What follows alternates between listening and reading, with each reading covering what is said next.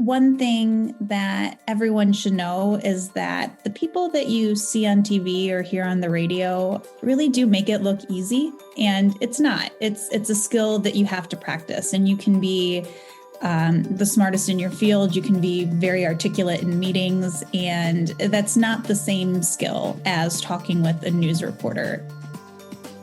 Welcome to Collaborative Endeavors, a podcast about how scientists from different areas of research come together to tackle big health challenges, leading to better therapies and healthier communities. We're excited to be back for a third season, and in this episode, we convene a panel of science communicators to talk about how their various roles support the way research is shared.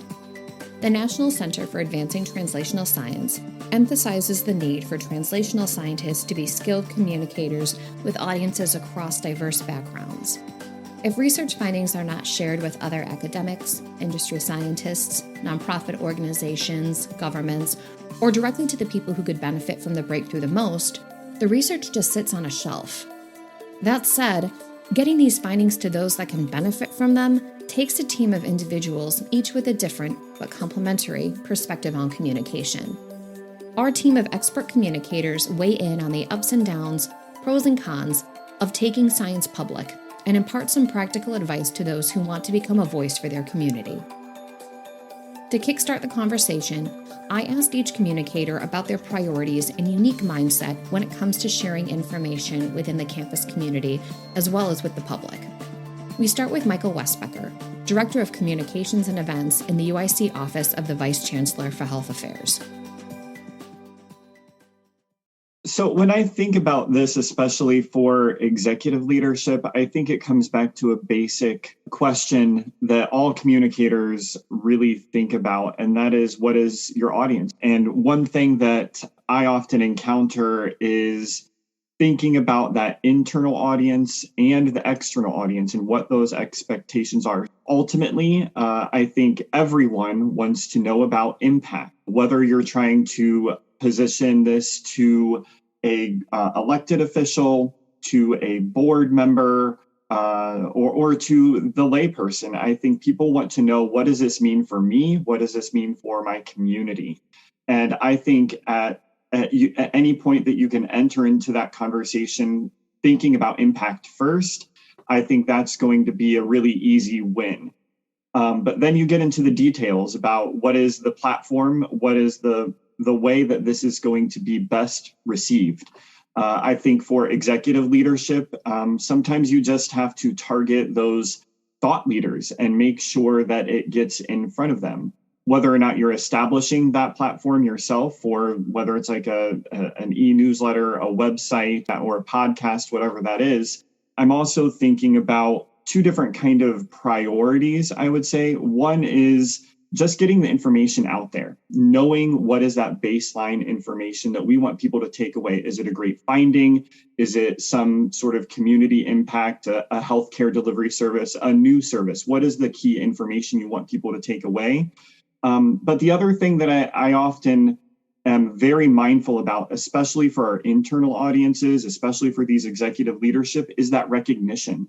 A lot of the time that I am thinking about the communication goals and priorities, it's often that reputation and credibility management as an organization. And I'm thinking about this more of an aggregate of the many different experts, the many different subject matter experts that are part of our UIC and UI Health community.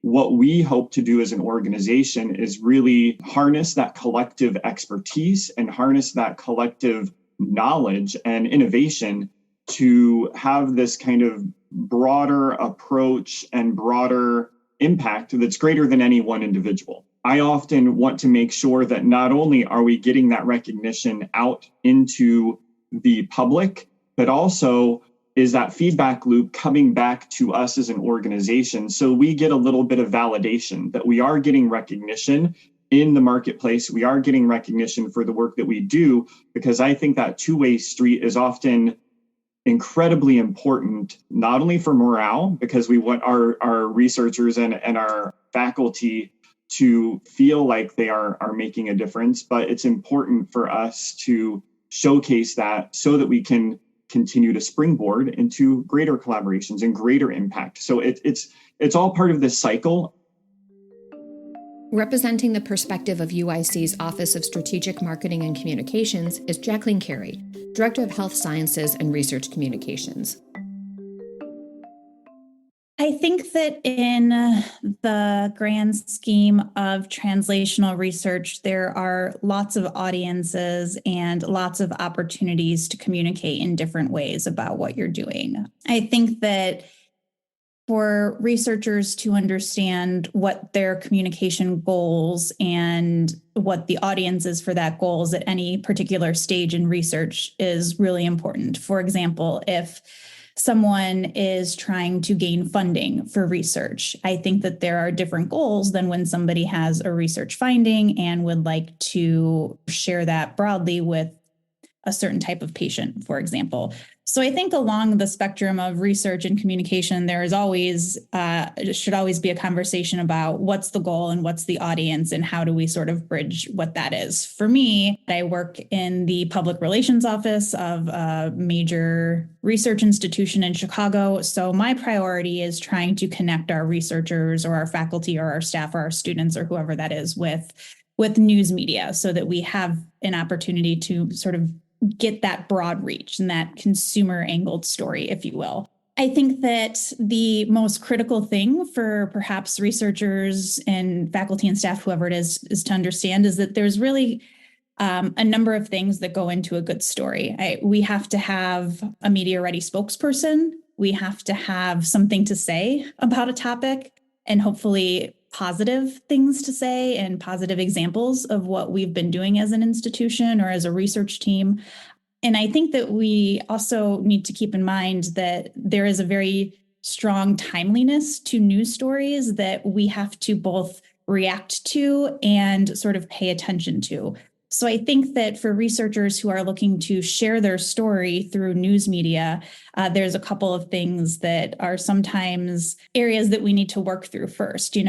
I understand that you want to talk about your research, but is now a good time to talk about your research? I think that we can use examples of natural disasters or pandemics. There are moments in time where it is very salient for news media to talk about what are the health effects of climate change or what are the health effects of exposure to a chemical in the environment. And I think that for a long time, we've been in the COVID-19 pandemic world where all stories are all COVID all the time. But, that is time bound as well. As researchers are thinking about this component for news media and communicating through news media and what makes a good news story, there's all these avenues that we have to talk about. I think that there's opportunities for everything, but we're really kind of looking at that trifecta of things. Are you ready as a spokesperson? Do we have something powerful to say that can be translated in, just a few sound bites? And is it a good time for news media to tell this story as well? And I think that oftentimes there can be disappointment if all of those things don't come together when somebody wants it to. But the journey is long and opportunities will come in the future and we can learn from past opportunities. So I think to just keep in mind that there's lots that we can do to prepare and that we're really sort of on a journey together throughout these various stages of research and storytelling through news media. Rounding out our expert panel is Dr. Katrine Wallace. Dr. Wallace, aka Dr. Cat on TikTok, is an adjunct assistant professor in the Department of Epidemiology and Biostatistics at UIC's School of Public Health.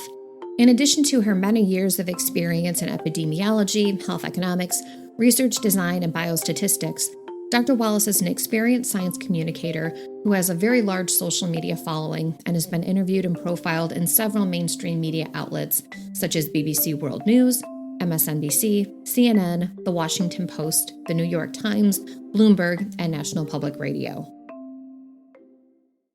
It's really important to figure out how to translate your research because you can post something on social media and it, maybe nobody will like it or share it. You have to try to figure out a way to make your research kind of usable by the general public. And then that's how it gets picked up by, social media or other kind of methodologies, other modalities, I guess. And it's difficult because we are trained as scientists to be very niche and very expert in one particular thing. And that one particular thing may not be completely translatable to a wide audience, right? So, if we're talking about connecting people on campus, some of these cross-campus things that your department does to, publicize what people are doing really helps. Because, for example, when I did that presentation for the School of Public Health Alumni Association, I had other people from around the campus contacting me that are also interested in misinformation, but didn't know who I was otherwise. So that was helpful from a UIC campus perspective. Sharing research or other scientific information with the community is not for the faint of heart. As nerve-wracking as it can be to publish a post or go on camera, the majority of the heavy lifting is done behind the scenes. Katrine, Jackie, and Michael share some of the communication challenges they frequently encounter and provide advice on how to overcome them. I think it's really important, as Michael was saying, to figure out the goals for what you're trying to accomplish, right? So with me, when I started science communication, I've always just been a professor in a classroom and somebody writing academic papers. I was never a science communicator on anything, news, social media, except for at the beginning of this pandemic, I saw a lot of misinformation about COVID, and my goal was to correct the misinformation. And that was it. I didn't have any kind of like pie in the sky ideas of where that was going. My goal was just to get correct information that was evidence-based out in the same spaces where the misinformation was also existing. I think because I was doing that, media outlets could see that I could articulate complex topics in a very boiled down, sort of straightforward way. And that sort of paid off because they didn't need to vet me, or, they could just ask me to come on CBS 2 because they could see I could already do it. So if people are interested in doing commentary on the media or things like that, I think social media is a good way for people to be able to see. It's almost like having a reel, like you can see what the person is capable of before actually just, taking a chance on them. Otherwise, like I've worked with Jackie. We started working together back in January because, somebody contacted her wanting me to do something. But that was really helpful because she and I we sat down and we kind of talked through, what am I supposed to even do on these shows? So what I was starting to do is just write down, like, again, the goals of what I'm trying to do. What is the goal of this interview? Don't let the person who is conducting the interview take you off the path of whatever your goal is. So if my goal is to say 3 things, I have my 3 bullet points and I have them stuck to the side of my computer screen. And if they ask me a left field question, I veer myself back to those points, even if it's weird, because that is what I'm doing here, right? Reporters are not your buddy. Even if you're having a great conversation with a reporter, do not overshare. Just stick to your goals, stick to your points, because I've definitely done that and it doesn't end up going well for anybody. Another thing is, if you do get asked to do either a podcast or an interview or something else where somebody is kind of controlling the narrative, make sure you get as much information beforehand as possible of what you're supposed to be talking about so that you know what to prepare. When people send me an email, can you please come on at 9 a.m. to talk about the latest news on COVID? I'm like, what does that even mean? There's so many things. And then I've got Post-its all over the place with all the latest everything, and you don't end up covering half of that. So it's good to get as much information as you possibly can and have, again, goals for what you're trying to accomplish, whether it's me doing a video on TikTok or a series of slides on Instagram. I have a reason why I'm doing it, and that's it, and no fluff information.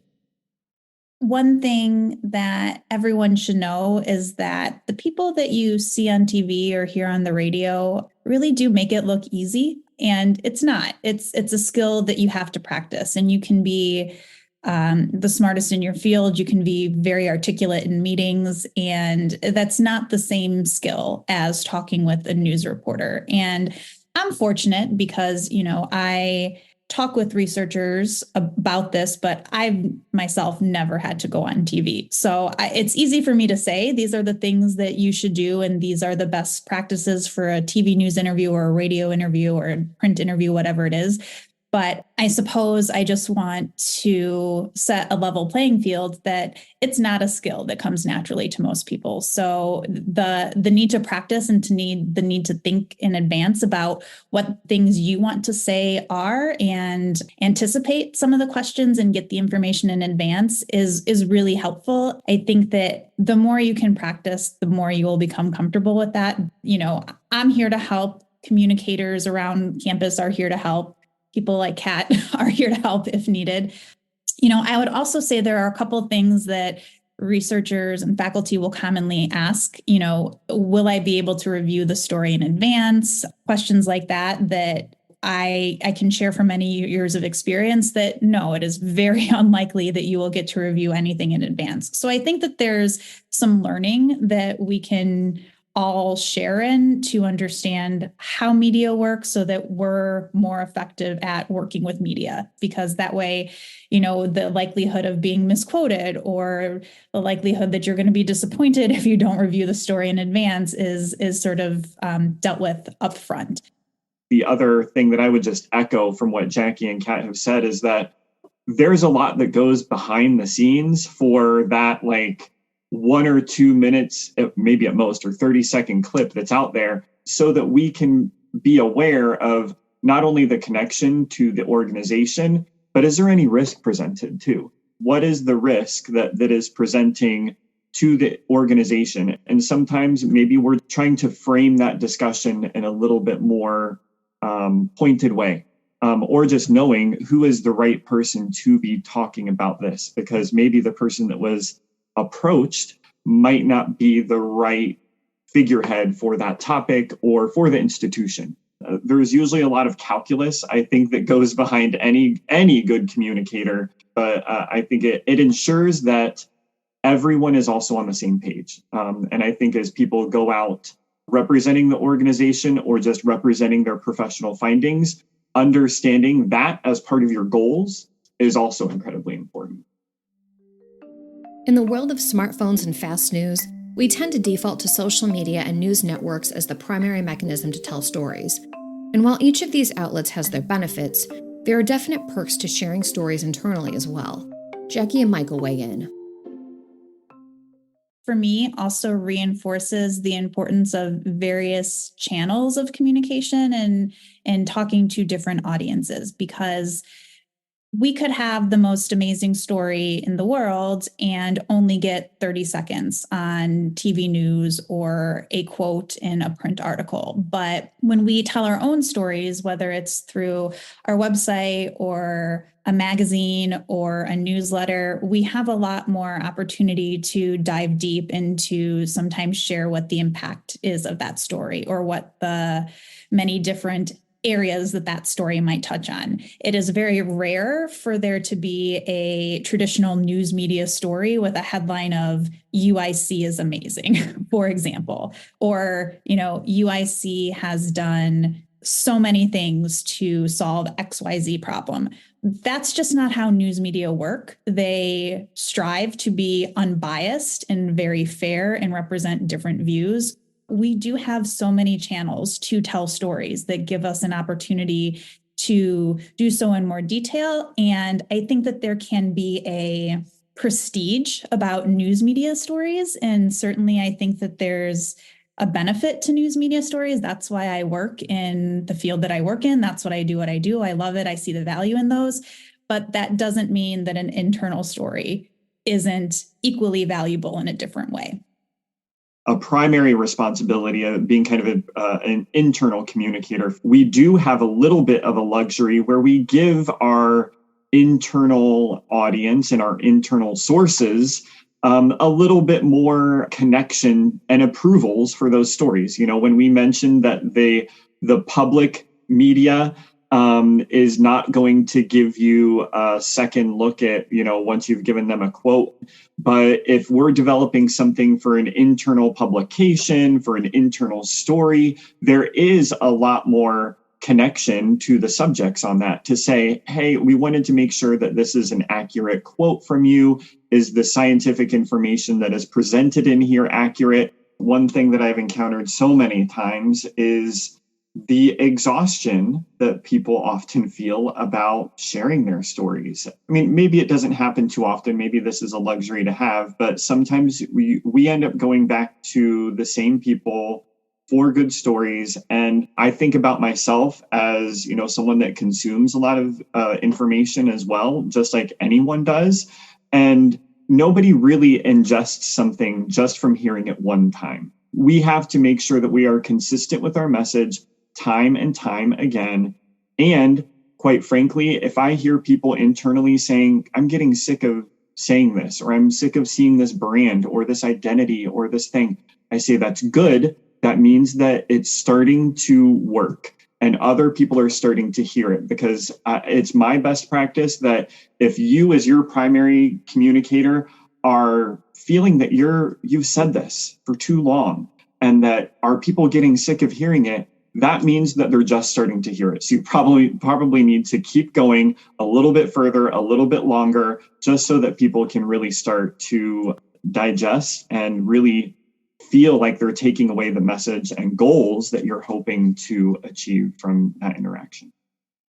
I feel like we have all at one point or another felt the stress of having to do something with fewer resources than we wanted. And I think that a willingness to sort of start small and build incrementally can be really helpful when it comes to communication. And I'll use the example, we were talking earlier about how not everything is a national news story, but I do see a lot of national news stories that get picked up from local stories.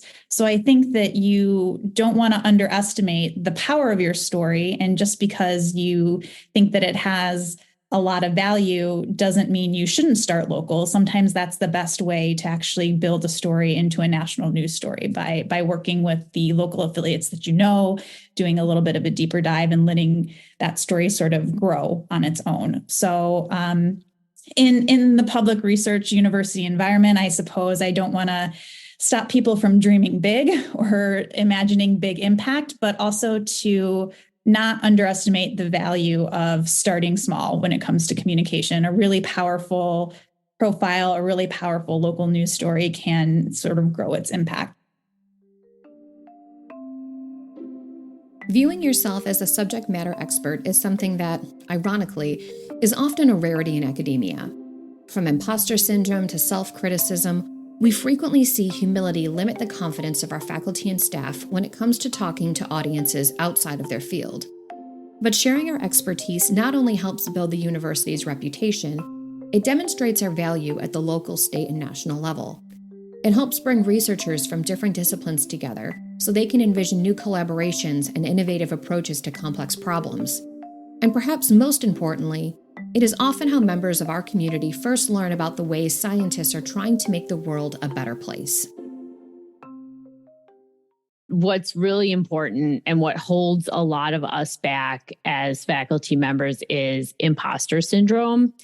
And I think what's really important for us to all remember is that we are experts and that we are, as academics and as scientists, we are trained to critically evaluate everything, which means we do that to ourselves. It's really hard not to critique yourself because that's what we do in our discipline all the time. We're always revising, we're always redoing, we're saying, oh, that study didn't go well, so let's do this differently this next time. And so it's really hard not to be hard on yourself because kind of the more you know about a topic, the more hard on yourself you are. It's really easy for somebody who watches a YouTube video to criticize me when I'm talking about like vaccines or something because they feel very empowered from watching this one video and they don't know what they don't know, right? So as scientists, we do know what we don't know, and that's a lot of the times. And so it's really hard sometimes to think of ourselves as experts. But we are experts, and that's why we're in these jobs, and that's why we do research, and that's why we have the degrees that we have. I think it's important for communicators to understand that as long as we're talking about something that we know about, you just need to move past this voice in your head that's saying, like, why are they asking me to do this? Why am I the person that's on this show? Because they're asking you because you're an expert. That's why. And it's something that I battle with all the time, which is why I talk about it all the time, because I think it holds a lot of academics back. There is something to be said for owning your expertise and being willing to share that with the world. That is difficult, especially when imposter syndrome is at play, especially when busy schedules are at play and competing priorities and stress. But I would say too that you can always, when opportunities arise, take the moment to talk with the communicator or talk with the reporter, if that would be, and say, here's where I think I can really add value, so that you are protecting yourself from maybe being asked questions about things that are out of your field of expertise, but really demonstrating where you can have valuable input for that. So I would just add that it's absolutely okay to have those conversations up front and say, tell me more about your story. Here's where I think I can really contribute. If you're looking for something that's, 3 blocks away from what I can talk about, maybe I can help you find somebody else. There is a way to own your field and own your expertise while still protecting yourself. So I think that everyone should know that and feel very comfortable having those conversations if they're needed. The university that we work in is complex. The research that we do is complex, and all the intricacies of those things are. But I feel like I kind of come back to the same thing all the time. It's a willingness to keep each other in the loop. I can only be as helpful to the faculty at UIC, to the research staff, to students or patients, whatever that is, as far as I know what's happening. I certainly can't pitch a reporter a story about UIC if I don't even know that thing is happening at UIC. So I think that there is something to be said for just chiming in and sharing and taking a minute to let somebody know what you're working on in case it becomes of value, especially if you're interested in sharing those things. And I think as communicators, we certainly never shy away from more information. So anything that we can get from each other that adds context or more information or more data or more stats just makes us all more effective at doing our jobs. So that willingness to work together and learn about what each other needs and what would be of interest to each other can be really helpful. I'm always looking for more information, more stories, more points of pride for us as an organization and points of impact. Just because your story is not picked up by NPR or NBC News, national news, doesn't mean that there is an audience and a niche for it, because there is an audience and a niche for everyone, whether it's peer colleagues that are at other institutions in your specialty, or if it's other, collaborators on campus. There is someone out there that does care. And communicators across campus and other colleagues like Kat can help anyone to really navigate that path and find it. Just because it's not on a national network that has millions and millions of views doesn't mean that you can still have great impact by talking to the right people on the right channels. Collaborative Endeavors is hosted, written, and produced by me, Lauren Rieger, on behalf of the Center for Clinical and Translational Science, aka the CCTS, at the University of Illinois, Chicago.